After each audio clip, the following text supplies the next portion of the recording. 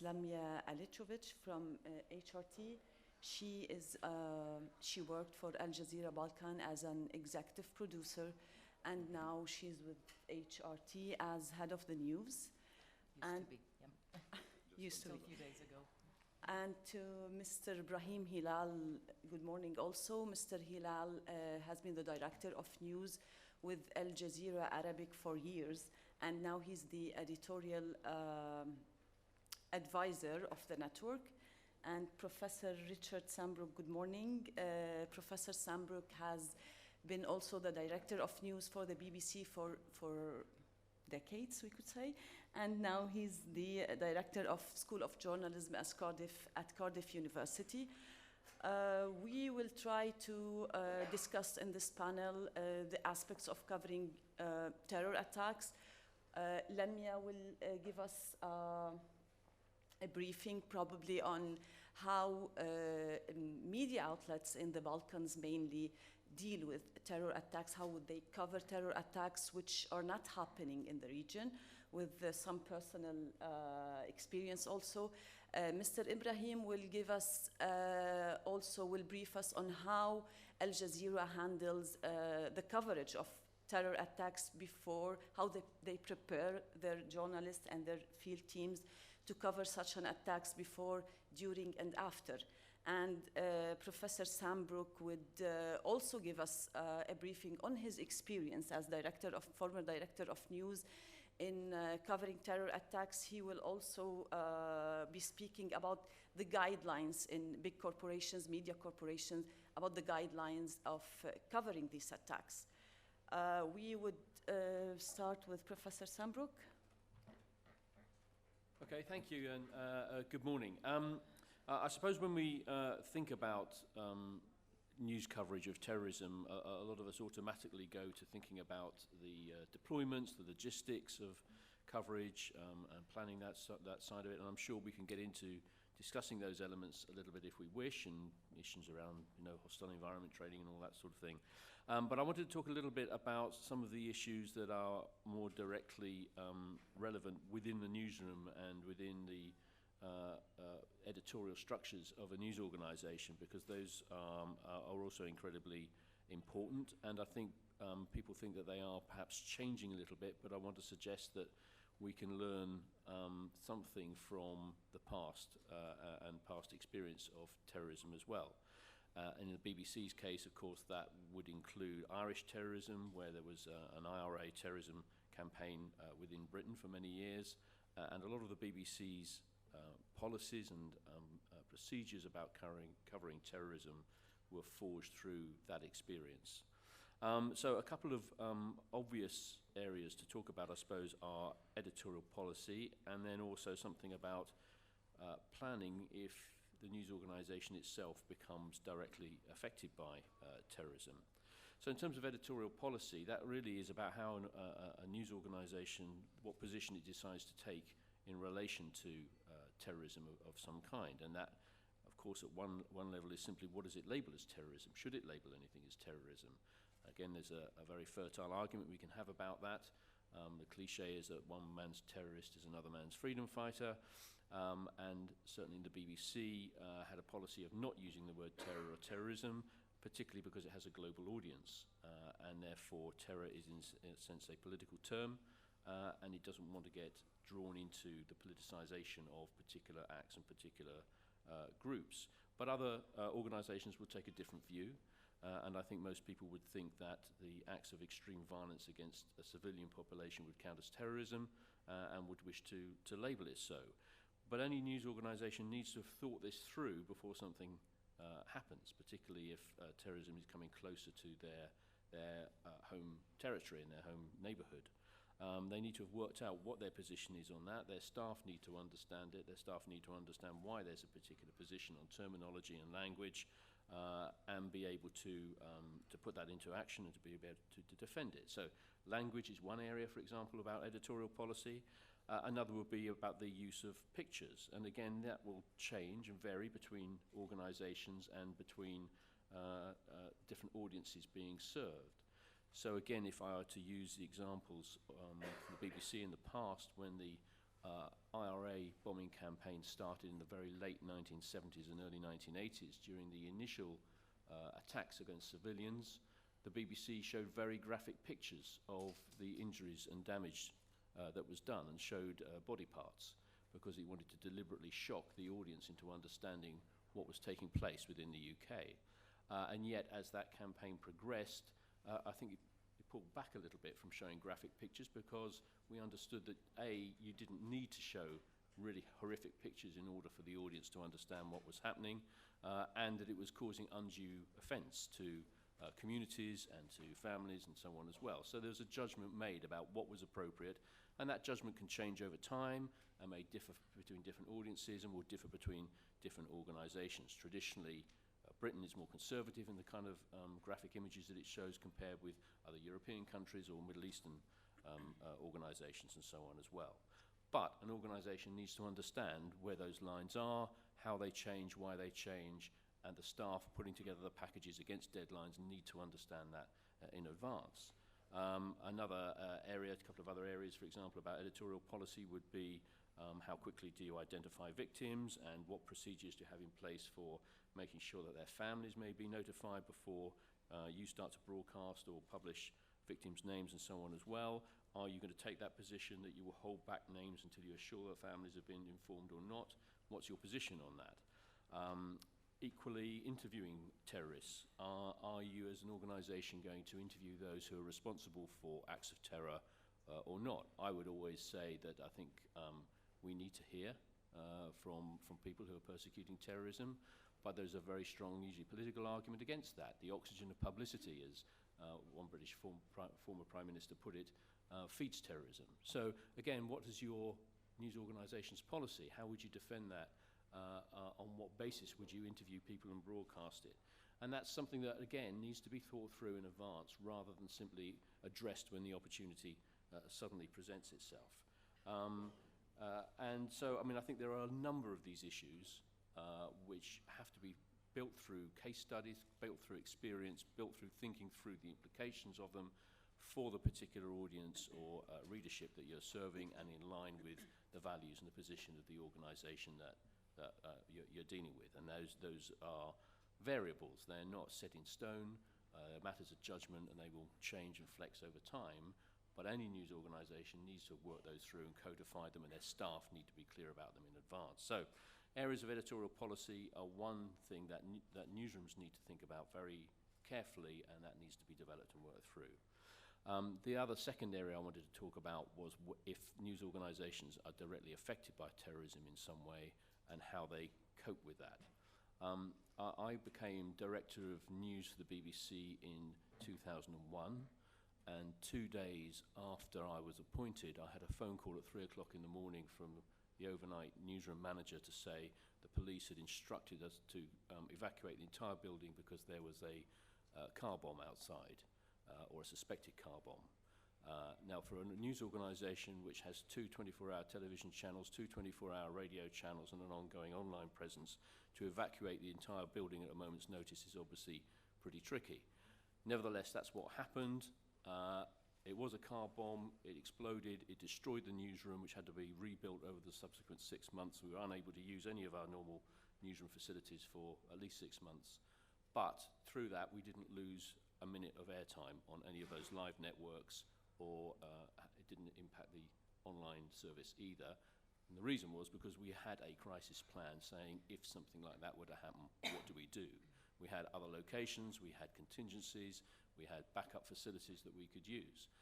So that possibility had been thought through, it had been worked through, it had been rehearsed, and therefore when the call comes at 3 o'clock in the morning saying everybody get out of the building, and that building is then taken out of action, your nerve centre, your news operation is taken out of action for 6 months, you are able to carry on. It's not easy, but you're able to do it.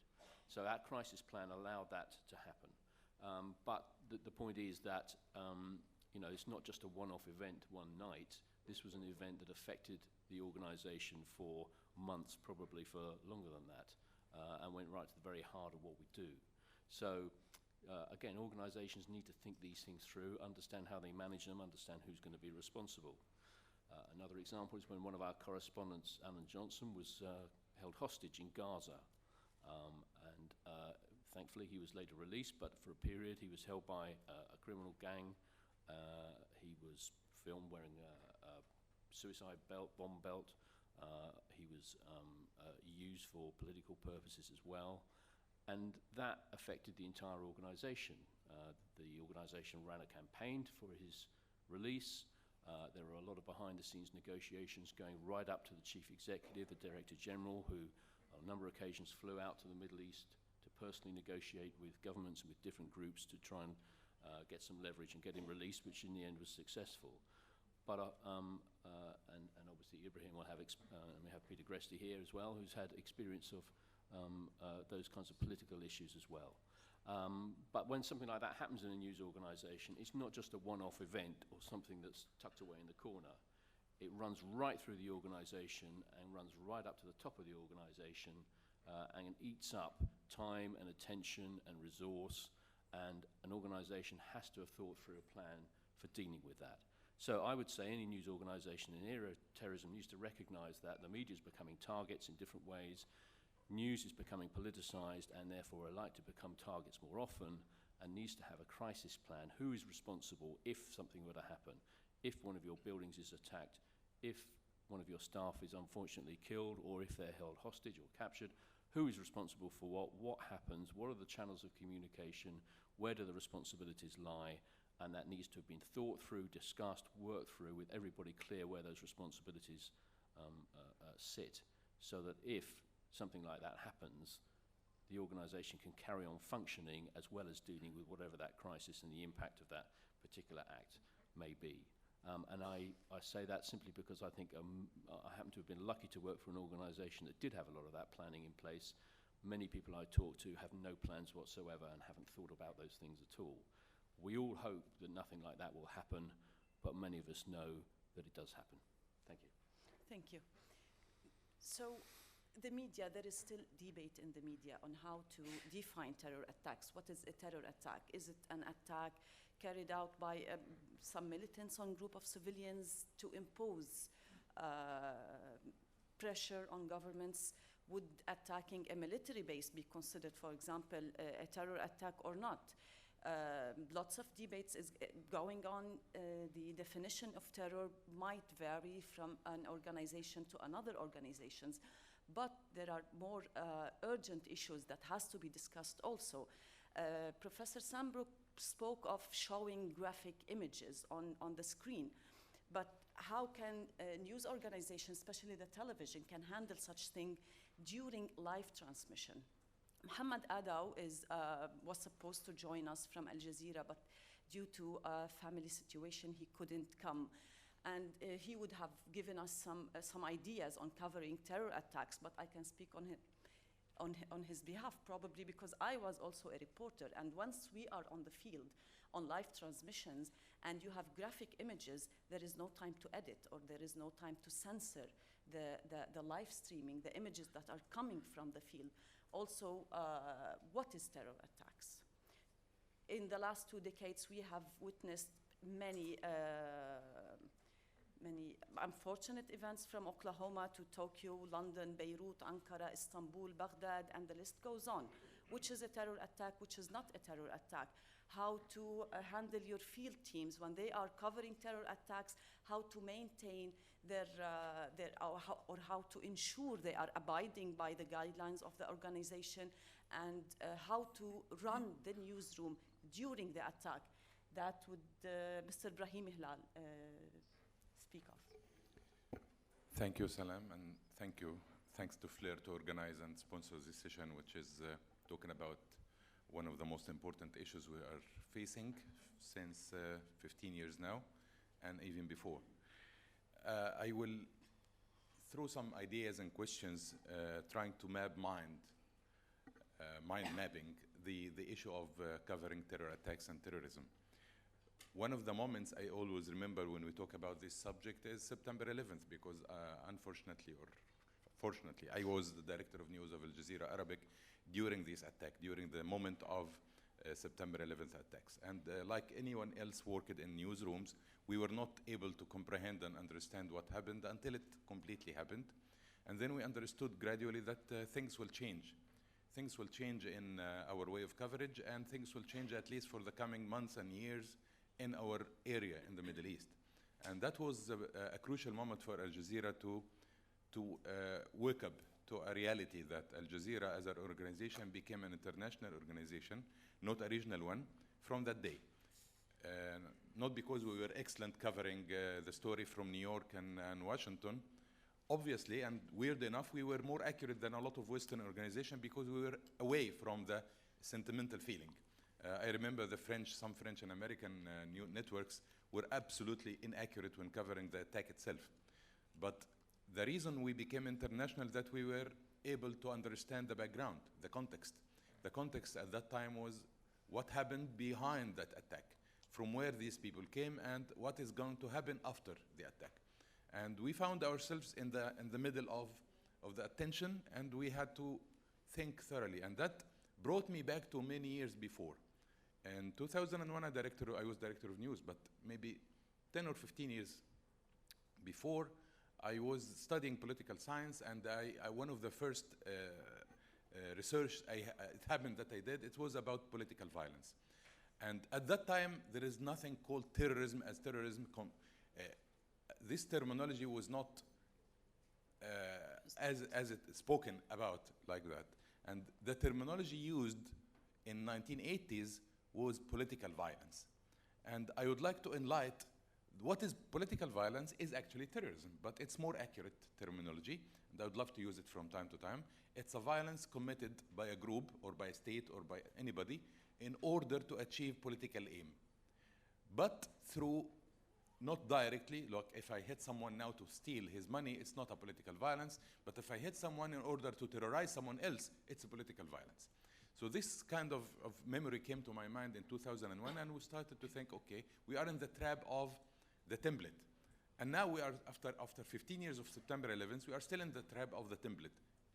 Terrorism, okay, I accept that trap, and we have to deal with it.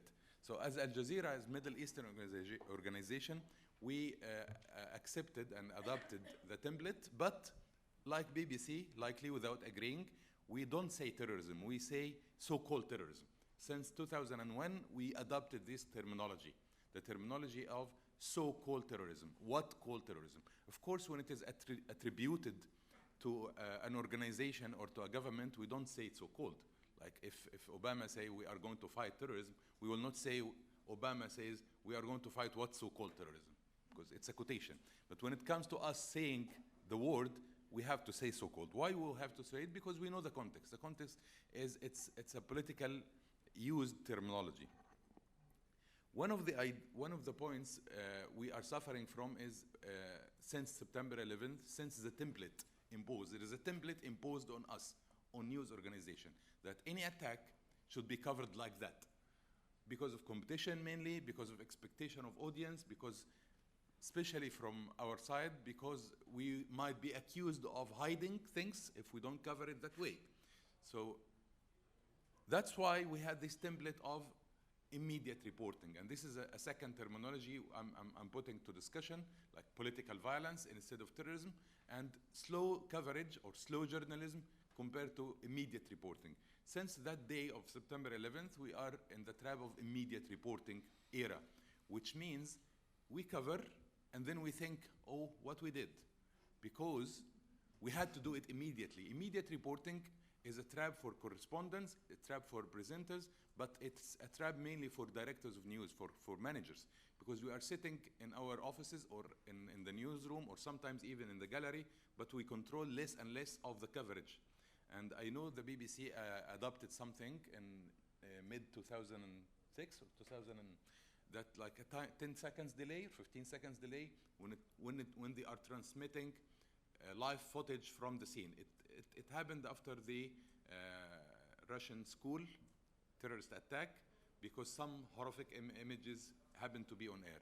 But it's not slow journalism. At the end of the day, whatever BBC tried to do or whatever Aljazeera is trying to do, we are still in the trap of immediate reporting. Immediate reporting imposes on us procedures before and after. So I will end up with this, the third terminology and the third point. After we were shocked with the template of terrorism, and we are shocked, and we had to deal with the immediate reporting phenomena. So we had to adopt previous training or thorough preparation. Preparation, from my point of view, and luckily I managed to do it in Aljazeera English and Aljazeera Arabic, that local recruitment of correspondents and fixers. In the immediate reporting era and the anti-terrorism or covering so-called terrorism attacks, we had to have more well-informed sources, not second-hand source, first-hand source. Because in the West and sometimes in the Middle East as well, we used to have fixers and then correspondents from different nationalities and different backgrounds because they speak better. Because they know the language, they know the criteria, and we trust them. But unfortunately, they don't know the location very well, so they have the fixers. No, after September 11th, after the terrorism attacks, after the immediate reporting era, we had to have first-hand sources. So we had to recruit people from the location itself. And this is the strategy of Aljazeera, and many organizations follow suit of Aljazeera, recruiting correspondents from the locations. Mohammed Addo is a good example. Unfortunately, he was not here. That's why we thought of him as an example, because being a Somali Kenyan by himself, he was very able, more than anyone else, to reflect the situation, complex situation in Somalia and Djibouti and Kenya whenever we need him on air. Another example was Kamal Haidar from Pakistan. He was a brilliant, still brilliant correspondent on air when it comes to attacks and situation in Pakistan and Afghanistan, which is very difficult for anyone to understand. And many other examples we managed to recruit. In Gaza, luckily we had Ayman Muhyiddin and Shirin Tadros in 2009 because they were from the region, they understood the situation. So this is like one of the procedures we had to have to reflect the immediate reporting coverage is to recruit first-hand sources, on-screen talent, as well correspondents and sometimes presenters as well. At any given moment, when you have this sudden terrorist attack in your newsroom, you have by chance 5 or 6 people at least able to give you first-hand information about the situation because they belong to the place, because they have been there and they worked there before. This is one of the golden reasons for the success of coverage of what we are passing through.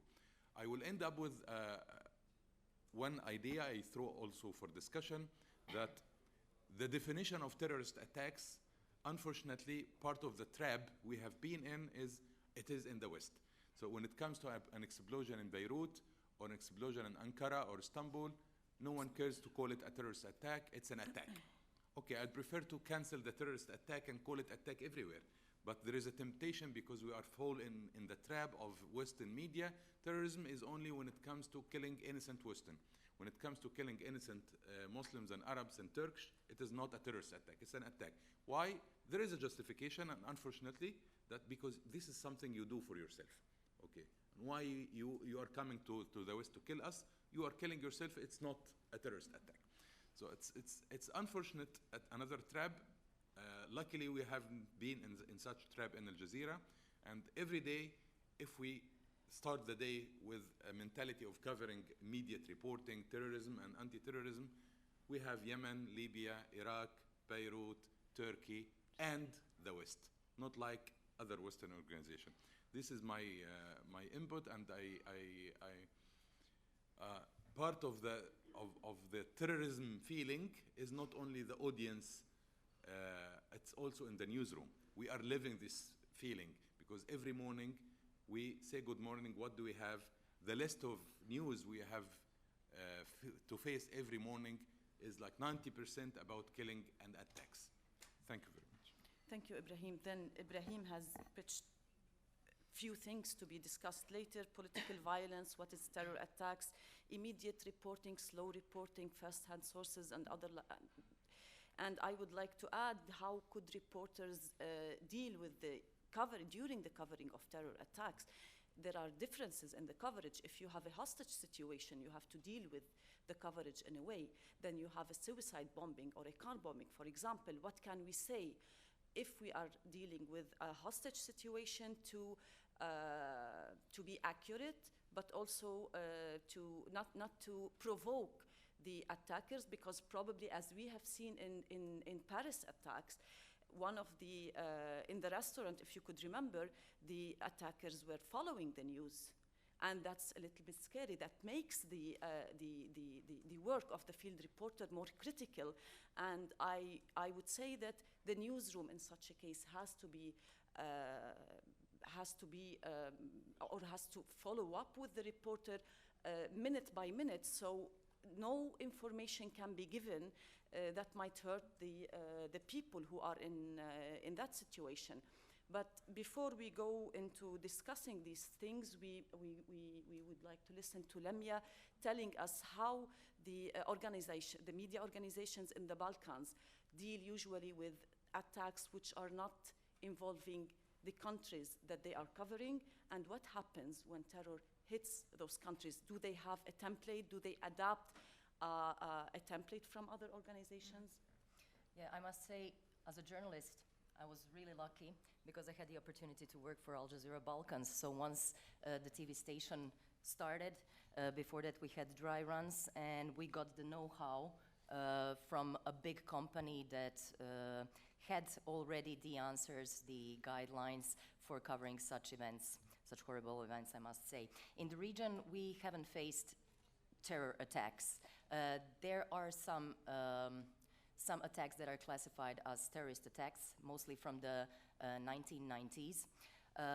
Lately, we've been covering terrorist attacks abroad. So, coming from Aljazeera Balkans to a national TV station, I saw a huge difference in coverage. First of all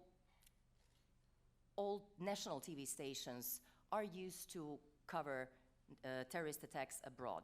First of all, because they have the resources, they have the agencies, they have the information, they have the data they need to do the coverage. They watch BBC, Al Jazeera, CNN, and most of the coverage is done by following the editorial that the big stations already have. But what happened to us in Croatia, for example, a year ago, was when we were finally hit by something that is an act of terror. And that was the beheading of a Croatian citizen, Tomislav Salopek, in Egypt. First, the news showed up that a Croatian citizen was kidnapped in Egypt. At that point, in the newsroom, you had a very, very strange situation of hearing the news but not accepting it, not feeling it as if it is really happening. At that point, the wrong question came up to everyone's mind. It is who did it. We didn't know who the person is and so on. So a reporter came to me and she said, okay, I went to LinkedIn and I found the person that might have those initials. What people in the newsroom wanted to do was publish the name, and that's wrong. Afterwards, 2 days afterwards, the video showed up and the pictures of the beheading of a Croatian citizen.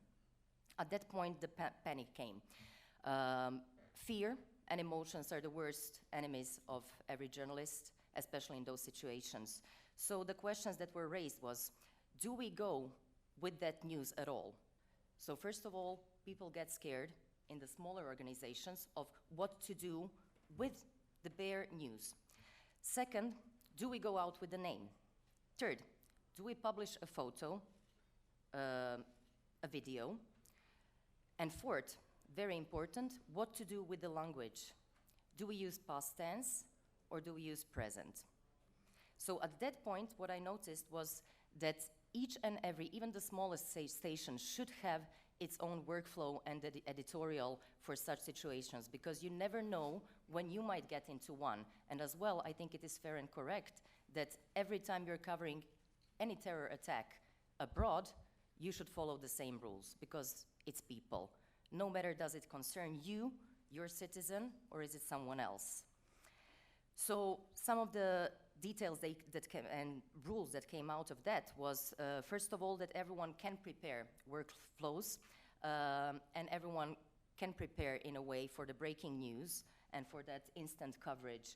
at least by making a base of graphics and packages that you could use at that point and that are editorially really controlled in a way that they don't make an additional panic.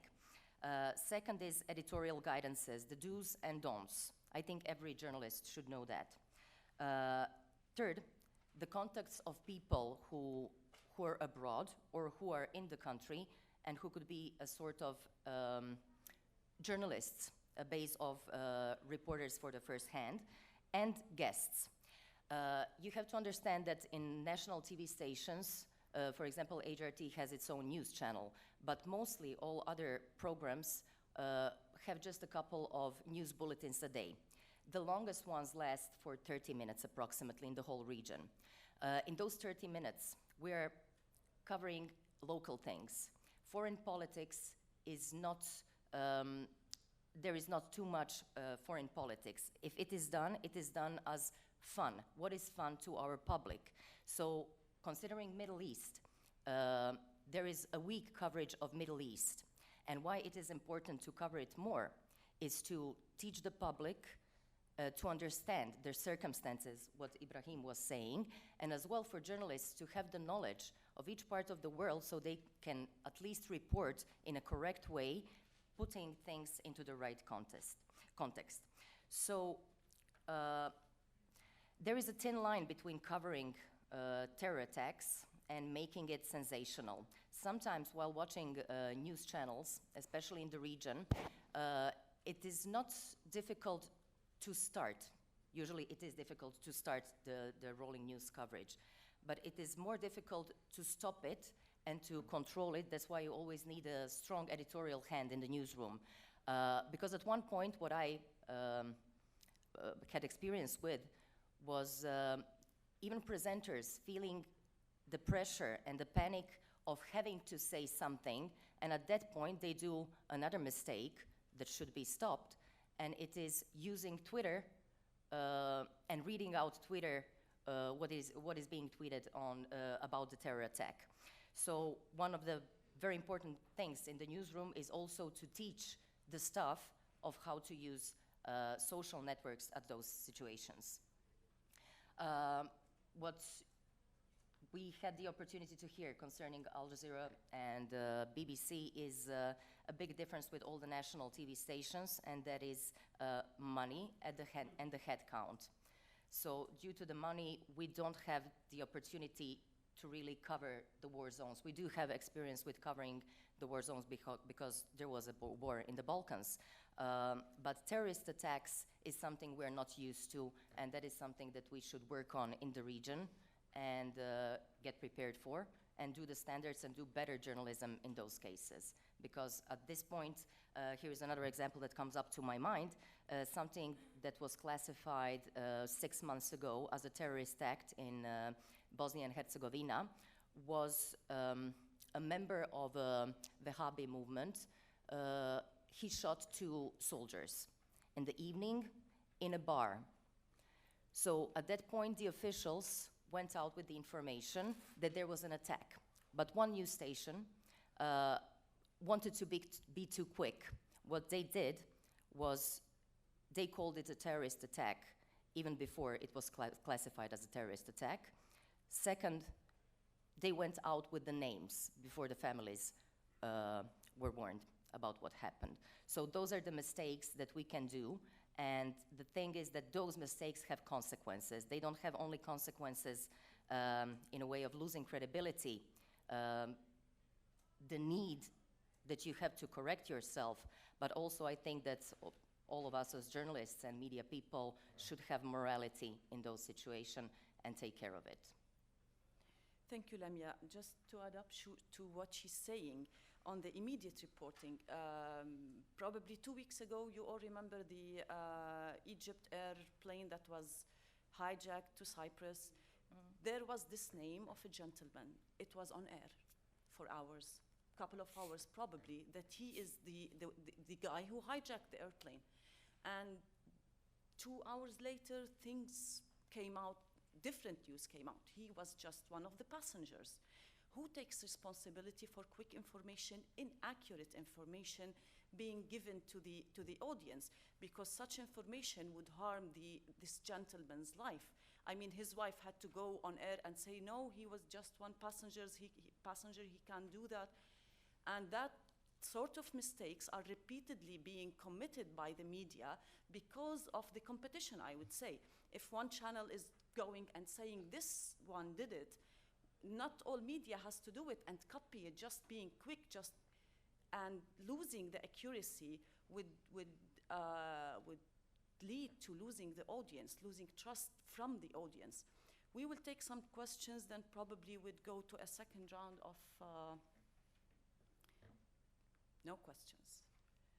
All right, Mr. Sambrook, you have spoken of some guidelines in the media, but how would you make sure, as a former director of news, how would you make sure that your field reporters are not doing mistakes while they are under the pressure of field reporting during an attack? Well, you can't intervene proactively to sort of, as people are writing their scripts to, have script approval and things like that. I don't believe in doing that. I think it gets in the way, and I think you have to trust your staff. But you establish those policies and those positions through briefing people, publishing guidelines, briefing them on the guidelines, on the reasons for the guidelines, so that when they go out into the field, when they go out to report, they are aware of them and know of them. And you do it by review. So every newsroom reviews its coverage, and if you think there is a problem with it, then you put it right. So if a report comes in or goes out once that you think is not in line with your policies and your procedures, then you follow up and you correct it and you get it right next time. This is a kind of moving, living thing. You can't define perfection and intervene to get it right every time. But you have to establish these policies. You have to try and make sure people understand them, so that they go in well briefed and well prepared, and you do it by a process of review and feedback. Ibrahim, do you think the media during covering terror attacks would contribute more in creating panic among the public if overdoing it? Yes, unfortunately, sometimes media participate in achieving the attacker's aims. And this is a very risky thing. I am scared to talk about, because if it is true, it's a catastrophe that we are already in the trap of the terrorism by creating the panic situation. And we are doing it for commercial reasons and for competition reasons, because if we put things into its scale only, without exaggeration or without covering non-stop, like what Lamija said, that sometimes you had to open coverage on air without it being ready, but sometimes the most difficult decision is when to stop it. And I can feel it sometimes in covering the role on news in a newsroom. We are looking at all screens, which of our competitors and rivals stop first. And when they stop, okay, one down, then you go to the gallery and tell them, okay, you can go down. Definitely nothing to do with the content of the coverage. And this is one of the secrets. Maybe if some of you didn't work before in media organization, we are spilling some secrets to you. That one of the secrets is competition controls a lot of our mind, especially when it comes to terrorist attacks. Because if one of us fails, between brackets, fails in the race when you cover a terrorist attack, it will be written in your CV that on that day your organization did not equally to CB organization. So yes, we participate in the panic, and the template we created willingly or unwillingly, I don't know. There is a template of coverage. One of it is to be rushing quickly on air, live, any picture, okay, any nonsense picture can do. Like nonsense, any picture from outside the airport in Brussels. What is this? Nothing to do with the reality. Who is perpetrator? What is this question? Who did it? Who did it? What did it add to anything when to say to who did it? And how the response will be? Are we going to be the judge to predict the response? So this kind of template killed a lot of principles and media and journalism, we should be more responsible for the safety of people, for the time of our audience. And maybe this is one of the reasons we have declined audience, because people expect what we do, because we know what we are going to do, we know what competitions we are going to do. We know that the rivals will do that, and we will do that. It's like a template. Tell me tomorrow there will be an explosion somewhere, and I will tell you what will happen. So, yes? There is one thing that not only stopping but streaming the coverage.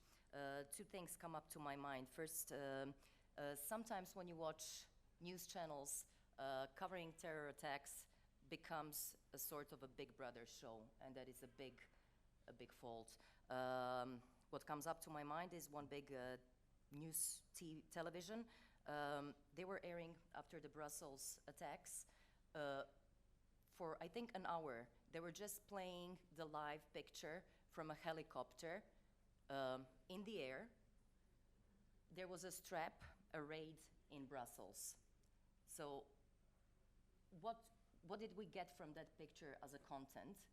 They were talking about the attacks and everything underneath in the voiceover, but there was this picture. It was just trying to build up the hype of staying in front of the screen. So where is the line that we, when we cross the journalistic coverage of such a horrible event into a sort of a Big Brother show? And second is a terror attack, any kind of such an attack, is really emotionally very, very strong. I don't think it is necessary to add more emotion. What I noticed was, and especially I would blame a little bit social networks on that as well, Twitter. There was a photo after the Brussels attack of a flight attendant. It made all front pages. On the day of the attack, all media started talking about that photo. First of all, we could discuss the publishing of that photo, a flight attendant in a bra. But the thing is, do we really need always to put an additional emotion with giving the face, giving a symbol to the attack that is already horrible itself, and to discuss the art of the photography at that moment?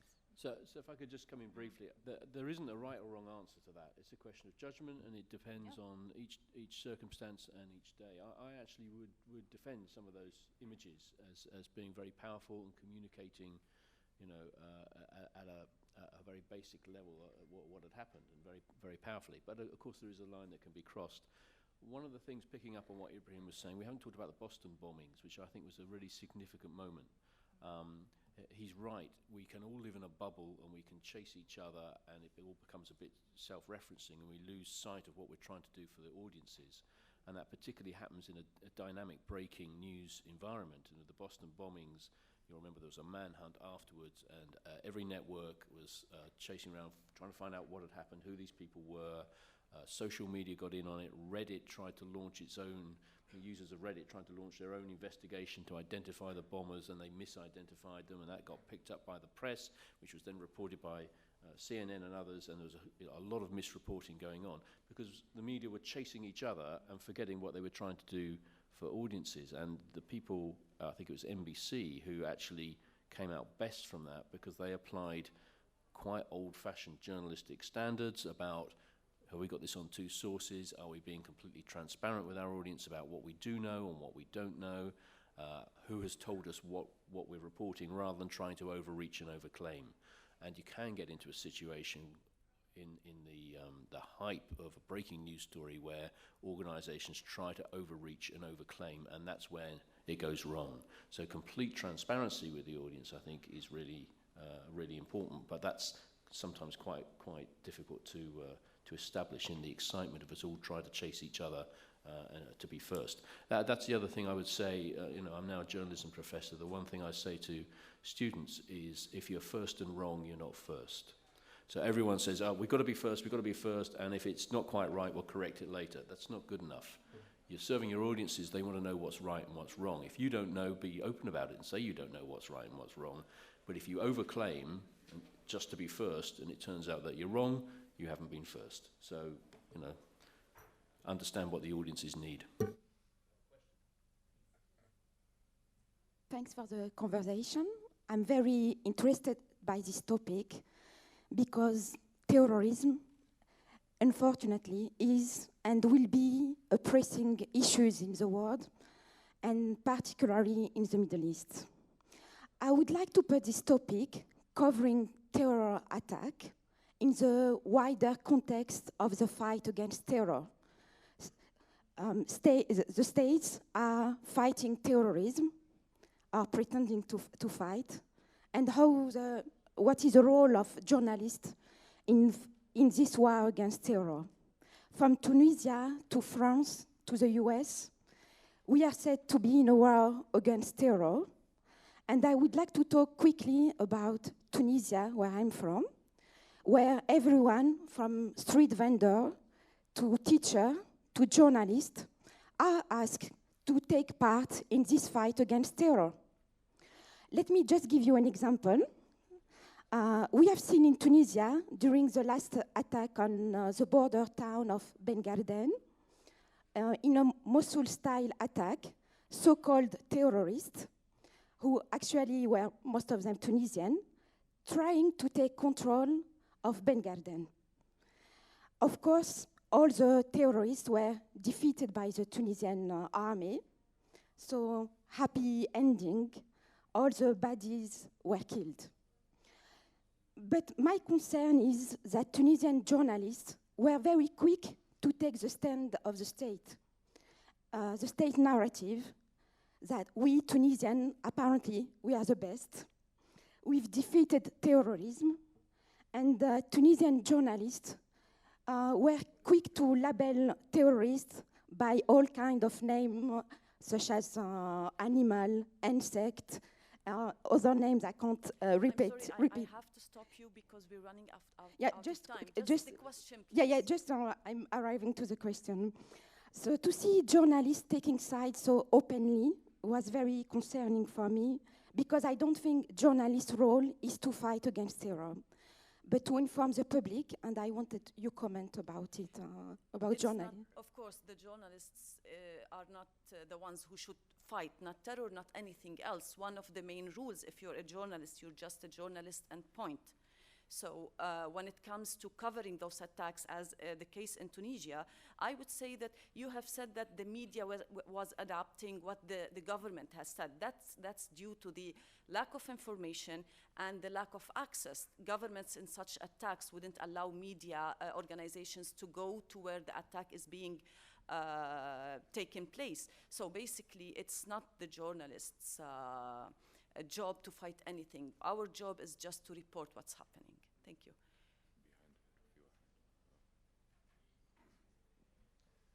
Hello, I'm a journalist. I work for a news and talk radio in Italy. I think that a really big issue is not the attack itself, but what happens after. Because in the days after the attack, you have to fill your space talking about the terrorist attack. I'm thinking about Brussels, for example. And you have a big problem with local press, official sources, unofficial sources, and it's very difficult to go on air with all this news and distinguish what's right or not. It's from a journalistic point of view, it's most difficult. It's more difficult for me, the covering of the aftermath, as we can call it. Thank you. Laura?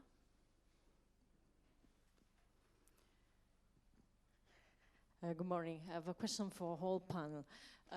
Do you think that the rule of social media in the last 5 years after the Arab uprisings increased a kind of hysteria in the newsroom, or we can say that the newsroom is a kind of hysteria stand itself? Professor Sambrook.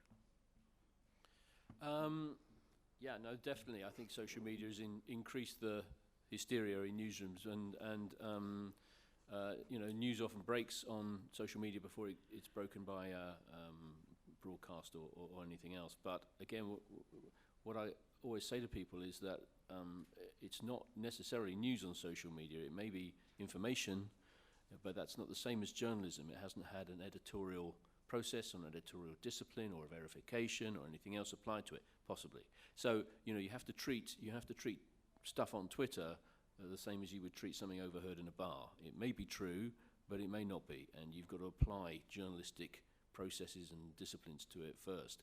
But of course, in the heat of a breaking news story, this is what I was saying before, everybody latches onto whatever they can latch onto, and I think it's very important to hang on to some of those journalistic first principles. But yeah, social media has undoubtedly exacerbated the speed of the news cycle and a lot of the hype around it. And I do think Boston, which I referred to, was a moment for me where people finally understood that they can't use social media as a reliable news source because it was extremely unreliable, and that actually some of those traditional journalistic values had a real purpose and value to them.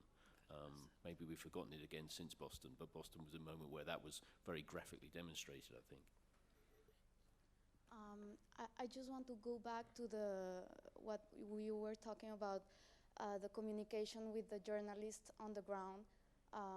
I cover breaking news both for an American media and for a European media, and I notice very different treatment in the communication when I'm on breaking news, and I would like to know how do you manage that with the person that is on the ground? If there is validation, if there is a step of validation or not, or if you just let the person go with the information before going on air. Well, Ibrahim's probably had more recent experience than I have, but as I said before, I think you have to trust your staff on the ground to be able to do proper journalism, but also to make it clear to them that they can be transparent. So if they hear a rumour, then they can say it's a rumour. They don't have to try and pretend that it's more than that. And I think the key thing is to be completely transparent. What 24-hour news, what the news cycle has done, that I don't think is always well enough understood, is that the audience has now come up alongside the editors and the journalists in trying to work out what's happened. In the old world of newspaper publishing or a bulletin in the evening, newsrooms had time to work out what was true and what wasn't, and then to come out with a definitive version. In live, continuous news, they don't have that, and the audience is alongside the journalists working it out, which means that journalists shouldn't try to pretend that they've sorted it out and they've got the definitive version. They should be open with the audience to say, we don't know, we're working this out, you're alongside us, but this is what we're hearing from this source, hasn't been confirmed there, we'll let you know when it has, and you know, they're part of that process. But sometimes people think that continuous news is like the old world, where whatever is said or broadcast is the final definitive version, and if it turns out to be wrong, you're in trouble. It's not like that. It's a completely different kind of journalism, and I think people need to recognize that perhaps more openly than they do. I have a question. Yeah, I have a question that was in the preview of the panel text. It's like, how can individuals prepare for terror attacks in order to talk about this? How individual journalists can prepare for covering the terror attacks? Do you have recommendations on that? From my point of view, terror attack is just another piece of news. If you train your journalists in the newsroom on journalistic principles and rules, like Richard mentioned now, we have to stick to our principles and old-fashioned, not old-fashioned, the original principles of journalism. Two sources, accuracy, to be first but accurate, better to be first and wrong, to be second and accurate, not to be first and wrong, and two sides of the story, or all sides of the story, to be complete.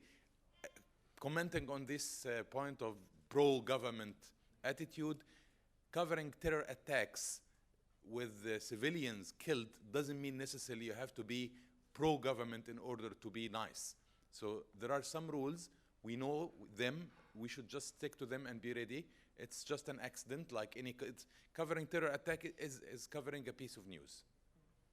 I'd just like to add something for journalists. It's important, I think, for all journalists who are covering breaking news, is to have a course which is called a hostile environment course. That would, of course, aid the journalist in their work in such coverages. Probably we'll take the last question, please.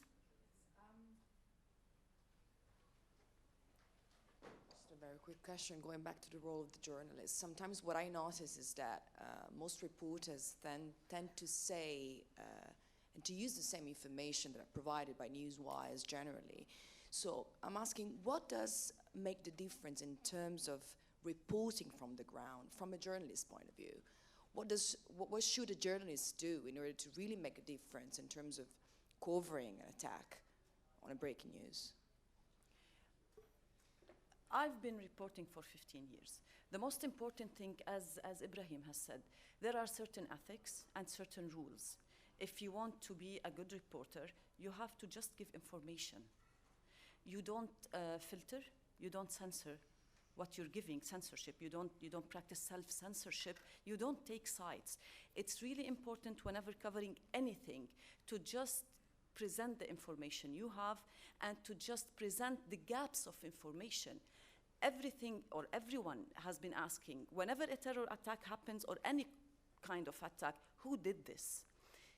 When reporting firsthand after an attack, it's not our job to analyze who did this. It's our job to inform what happened, who are the casualties, and that's it. If you have information, state the information. If you have gap of information, it's also important to say that we have gaps of information. That would be respecting the audience and also respecting the profession itself. I think bearing witness, has, for 100 years has been the traditional role of on-the-ground eyewitness reporting, and bearing witness is a really very important function of journalism. So fundamentally, that's what you're there to do, bear witness, so say what you see, and then the rest of it follows on behind that. Thanks.